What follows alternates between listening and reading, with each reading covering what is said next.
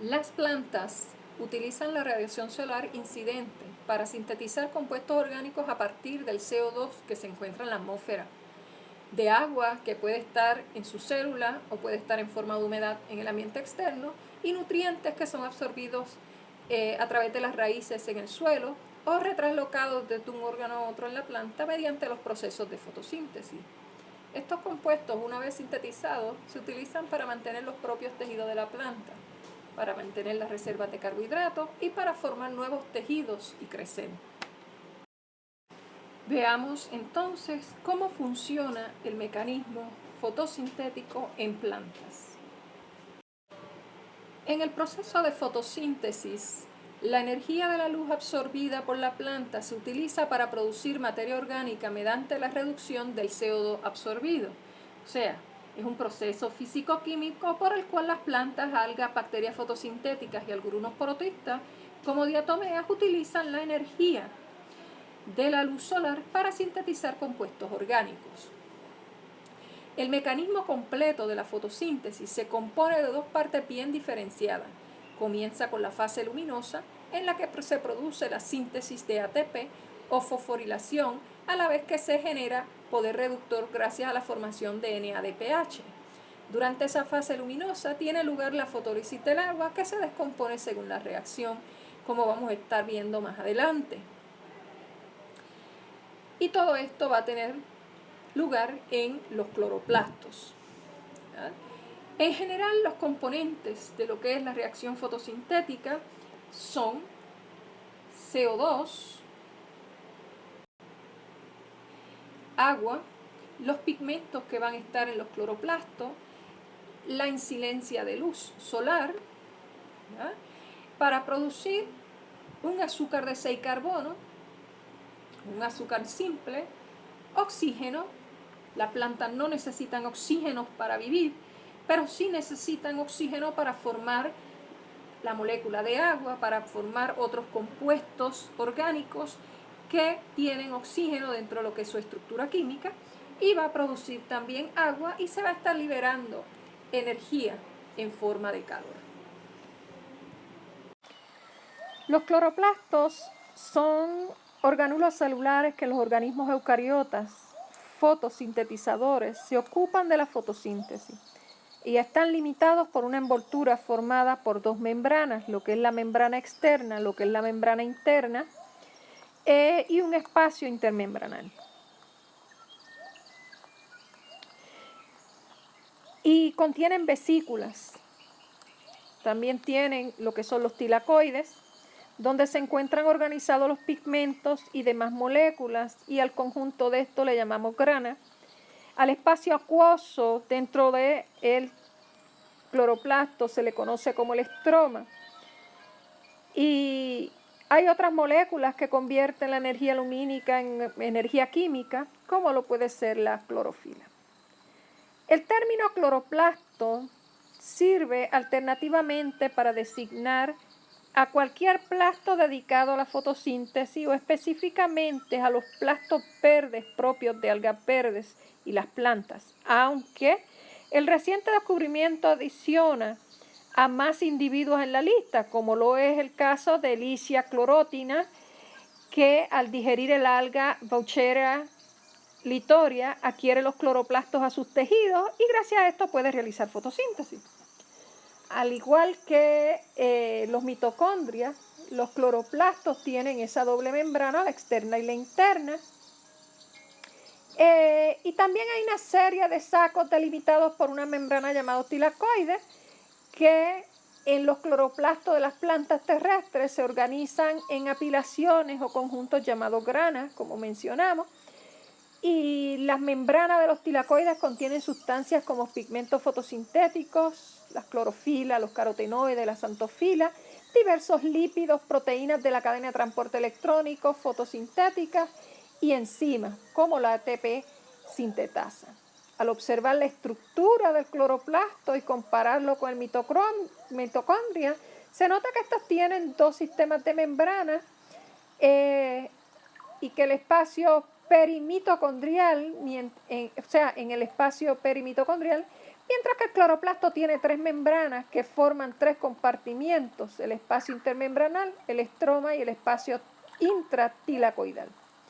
Pero también tenemos otras estructuras como lo son los plastoglóbulos, que como parte de la estructura de cloroplastos también se pueden encontrar en esta y se desprenden de los tilacoides y están rodeados de una membrana similar a los tilacoides. ¿Verdad? Son los puntitos negros que vemos aquí presentes como indicadores de los plastoglóbulos. Son unas gotas compuestas por moléculas orgánicas, entre las que predominan ciertos lípidos, y la función de las moléculas de los plastoglóbulos todavía se está estudiando. Tenemos también otros como lo son los plastoribosomas, indicados aquí como los puntitos rojos, el ADN del cloroplasto, indicado aquí como las estructuras azules, ¿verdad? Y básicamente esto nos deja ver cuán complejo puede ser un cloroplasto y cuán compleja puede ser la fotosíntesis como una reacción metabólica de la cual dependen todos los organismos vivos. Si miramos la importancia biológica de la fotosíntesis, podemos decir que la fotosíntesis es una reacción global para la formación de una molécula de glucosa, además del proceso de captación de energía luminosa y transformación en energía química que es utilizada en la conversión de materia inorgánica relativamente oxidada en materia orgánica reducida que contiene parte de la energía capturada. Se puede resumir como que para que se lleve a cabo esta fotosíntesis, como ya mencionamos anteriormente, necesitamos CO2 que viene de la atmósfera, agua que puede estar en la célula o puede estar en forma de vapor en la atmósfera, pigmentos como son los cloroplastos, luz solar que es captada por la hoja para producir un azúcar simple, oxígeno y agua. Es un proceso que por los resultados que se obtienen se puede considerar inverso a la respiración celular, donde tenemos sustancias orgánicas fuertemente reducidas y se transforman en sustancias inorgánicas oxidadas y se desprende energía, CO2 y agua. Así que, ¿por qué es importante biológicamente la fotosíntesis? Pues por varios puntos. Primero, como les tengo aquí, es fuente primaria de energía orgánica para el resto de los seres vivos, fuente de energía en su totalidad, se desprende oxígeno que es utilizado en la respiración aeróbica, o sea, una forma más eficaz de obtener energía, se completa el ciclo de la materia y el proceso precisa de los denominados pigmentos fotosintéticos localizados en los cloroplastos. Es importante que recordemos la estructura del cloroplasto y la localización de estos en las membranas tilacoides, ¿verdad? Para poder entender que los organismos fotosintéticos son plantas superiores, son algas, son cianobacterias, bacterias púrpuras, bacterias verdes del azufre, y que la fotosíntesis es posible gracias a la existencia de unas moléculas especializadas denominados pigmentos fotosintéticos que son capaces de captar la energía luminosa. Y la capacidad de una molécula para poder absorber la luz va a depender del ordenamiento de los electrones alrededor de los núcleos atómicos en su estructura. Cuando uno de estos electrones absorbe la energía de un fotón, el electrón se eleva a un nivel energético superior. Se dice que la molécula que ha absorbido el fotón se encuentra en un estado excitado, que en general es inestable. Y los electrones elevados a orbitales de energía superior tienden a volver a sus orbitales normales de menor energía. Y la molécula excitada regresa a su estado basal, liberando la energía en forma de luz, calor o ser utilizada en realizar trabajo químico. Así que, como podemos ver, dentro de lo que es la importancia biológica de la fotosíntesis, es un proceso que se requiere, que es casi básicamente obligatorio para que puedan existir todos los seres vivos aquí en la Tierra. Sin fotosíntesis las plantas no se alimentan, sin plantas los animales no se alimentan y todos aquellos que dependen de ellas no se pueden alimentar o no pueden llevar a cabo sus ciclos básicos como deberían. Ahora bien, existen lo que son los organismos autótrofos y lo que son los organismos heterótrofos. Los organismos autótrofos vienen de autos, que es propio, trofe, nutrición o alimento, o sea, producen su propio alimento.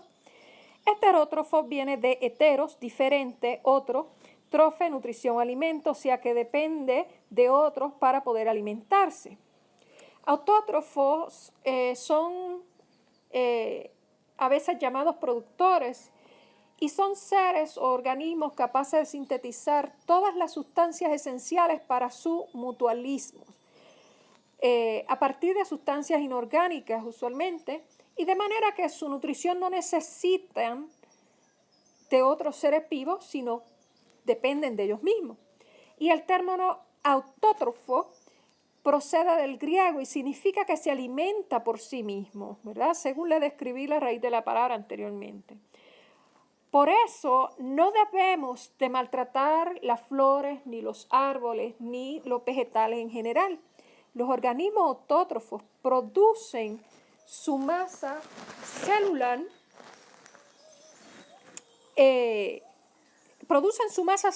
y la materia orgánica a partir del dióxido de carbono, o sea, el CO2, que es inorgánico, como única fuente de carbono y usando la luz o sustancias químicas como fuente de energía. Las plantas y otros organismos que usan o que utilizan los procesos de fotosíntesis son fotolitoautótrofos, ¿verdad? Fotolitoautótrofos. Las bacterias que utilizan la oxidación de compuestos inorgánicos como el anhidro sulfuroso o compuestos ferrosos como producción de energía se llaman quimiolitoautótrofos. Si miramos lo que son los organismos heterótrofos, son organismos que se alimentan o dependen de otros organismos para alimentarse, y en contraste con los organismos autótrofos, deben alimentarse con las sustancias orgánicas sintetizadas por otros organismos, y entre los organismos heterótrofos se van a encontrar una multitud de bacterias y predominantemente los distintos animales, ¿okay? Entre otros grupos como los pueden ser los insectos, que dependen de otros también para alimentarse en su mayoría.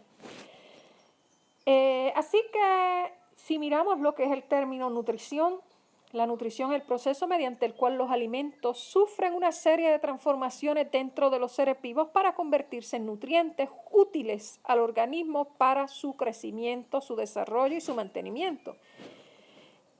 Así que existen dos tipos de nutrición en los seres vivos, nutrición autótrofa y nutrición heterótrofa, donde la nutrición autótrofa es la realizada por las plantas verdes con clorofila, donde las plantas fabrican su propio alimento a partir del CO2, del aire y el agua que se absorbe del medio, mediante una serie de reacciones químicas, ¿verdad? O lo que se conoce como el metabolismo celular, donde en algunas de ellas es indispensable la luz, llamada en conjunto fotosíntesis. Y la nutrición heterótrofa es la realizada por el resto de los seres vivos que no realizan fotosíntesis como nosotros, y en la cual requerimos consumir alimentos o materia orgánica de algún tipo. Bien, si tomamos en consideración las fases de fotosíntesis, la fotosíntesis se puede dividir en dos fases, lo que se conoce como las reacciones lumínicas, o sea, reacciones que requieren la energía directa de luz que generan los transportadores que son utilizados en la segunda fase, o también conocida como la fase donde ocurre la fotólisis, la fotorreducción y la fosforilación cíclica y acíclica. mientras que las reacciones de oscuridad no requieren directamente de energía lumínica para llevarse a cabo, con las condiciones de que la fuente de energía ATP y el poder reductor NADPH formados en la reacción de luz se encuentren presentes. Estas reacciones de oscuridad se conocen como las fases de fijación de CO2, brevemente descriptivas del ciclo de Calvin. Las reacciones de oscuridad se llevan a cabo en el estroma de los tilacoides, mientras que las reacciones lumínicas se van a estar llevando en los tilacoides como tal. Ahora bien, veamos lo que son las reacciones lumínicas y quizás una de las reacciones más complejas en las plantas. Antes de entrar a la reacción como tal, debemos conocer sus componentes. Existen dos agrupaciones de pigmentos fotosintéticos con proteína, lo que se conoce como el fotosistema 2 o FS2 y el fotosistema 1 o FS1, como se conocen ahora. Cada fotosistema está formado por una antena y por un centro de reacción. La antena presenta unas 300 moléculas de pigmentos fotosintéticos, principalmente clorofila A, clorofila B y carotenos, asociados a lípidos y a proteínas.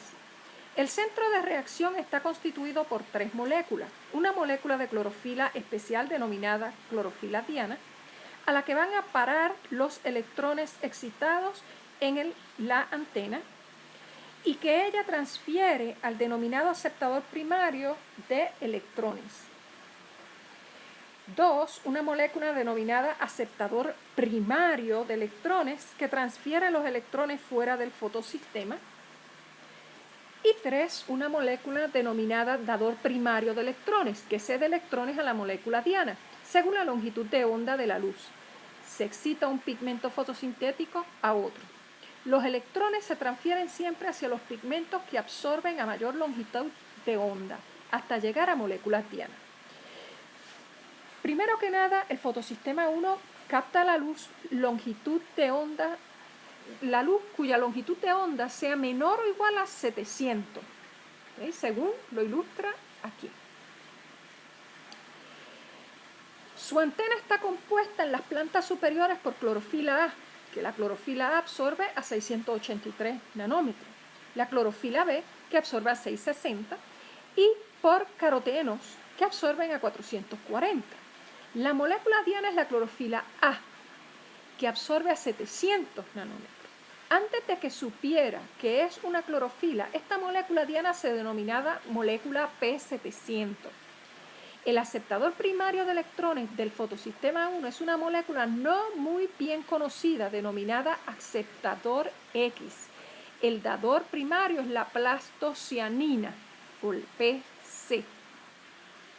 El fotosistema 2 capta la luz cuya longitud de onda sea menor o igual a 680. El aceptador primario no se conoce bien. Y en las plantas superiores, su antena está compuesta por clorofila A, clorofila B y por xantofilas. La molécula diana es la clorofila A2, que absorbe a 680 nanómetros y era denominada anteriormente por P680. Se denomina aceptador Q y probablemente es una plastoquinona. Y el dador primario se denomina dador Z. Y tampoco es bien conocido. La fotosíntesis comprende 2 fases. Una fase inicial denominada fase fotoquímica o luminosa, como mencionamos anteriormente, y la fase oscura o bisintética. Así que, si miramos la fase luminosa acíclica, que comprende fotólisis, fotorrespiración y fotorreducción o fosforilación, el proceso se inicia con la llegada de 2 fotones al fotosistema 2. Entonces la clorofila A pierde 2 electrones que son captados por el aceptador Q y luego pasan a la plastoquinona. Para reponer estos 2 electrones de la clorofila A se produce gracias a la luz, la hidrólisis de una molécula de agua, según se ilustra aquí, lo que denomina fotólisis del agua. La molécula de agua se rompe, media molécula de oxígeno y 2 hidrógenos y 2 electrones. Los 2 electrones van al fotosistema 2. Este proceso se va a realizar en la cara interna de la membrana de los tilacoides. Los 2 electrones son transferidos a la molécula diana por el dador Z y los protones, hidrógenos, se acumulan en el interior del tilacoide. La plastoquinona, en la cadena de transporte, al recibir los 2 electrones se activa y capta 2 protones del estroma. Luego, al transferir sus electrones al citocromo F, se introducen los 2 protones en el tilacoide. Estos, sumados a los protones procedentes de la fotólisis, crean una diferencia de potencial electroquímico a ambos lados de la membrana. El interior del tilacoide llega a estar a un pH 5 y el estroma a un pH 8. Esta situación se resuelve según la hipótesis quimiosmótica de Mitchell con la salida de protones a través de las enzimas ATP sintetasas, con la consiguiente síntesis de ATP, como se muestra acá. Y esta síntesis de ATP se acumula en el estroma. Es lo que se denomina como fosforilación del ADP, donde este ADP más fósforo inorgánico nos va a producir ATP más agua. La hipótesis quimiosmótica también explica la síntesis de ATP en la cadena respiratoria en las mitocondrias, aunque en las mitocondrias los protones se acumulan en el espacio intermembranal. Al incidir 2 fotones en el fotosistema 1, la clorofila A1 pierde 2 electrones que son captados por la ferretoxina.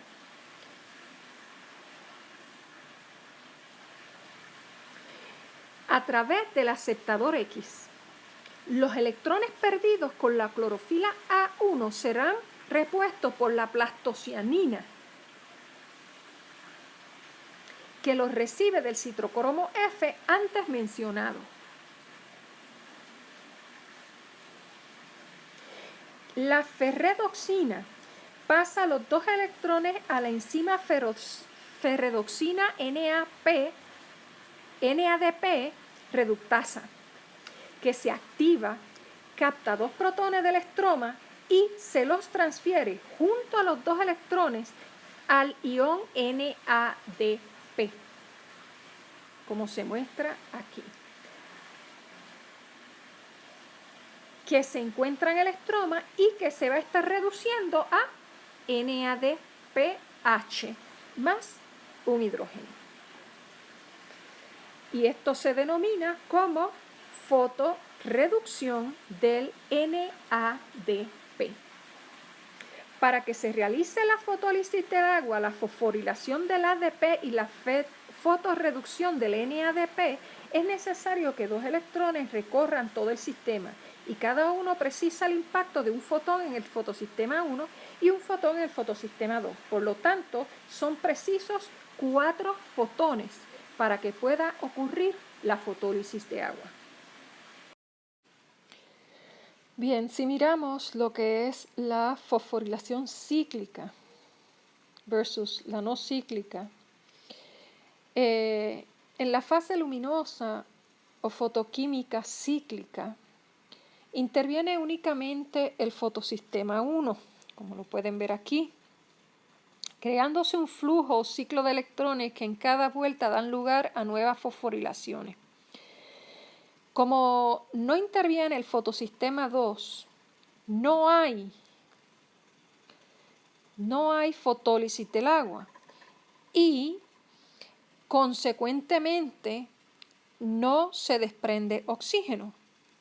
tampoco hay una reducción del NADP y solo se obtiene ATP. Finalmente, esta fase cíclica es subsanar el déficit de ATP. En la fase acíclica se obtiene únicamente un ATP, cuando para las fases posteriores será necesario 3 ATP por cada 2 NADPH. Cuando se ilumina con luz de longitud de onda superior a 680 nanómetros, lo que se denomina rojo lejano, sucede solo el proceso cíclico. Al incidir los fotones sobre el fotosistema 1, todo sucede igual que en el proceso cíclico, hasta que los electrones llegan a la ferredoxina, lo cual pasa al citocromo B6, al complejo citocrómico, y a la plastoquinona. La plastoquinona cede los 2 electrones.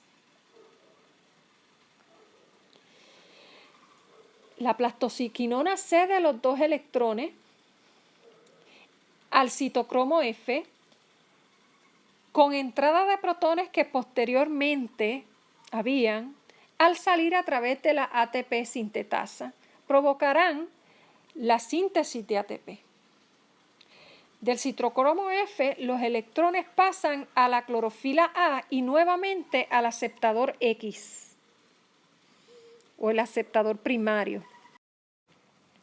Así que la principal diferencia entre fosforilación cíclica y no cíclica está en que la fosforilación no cíclica o acíclica es cuando actúan los 2 fotosistemas conjuntamente para producir la fosforilación, obteniendo ATP.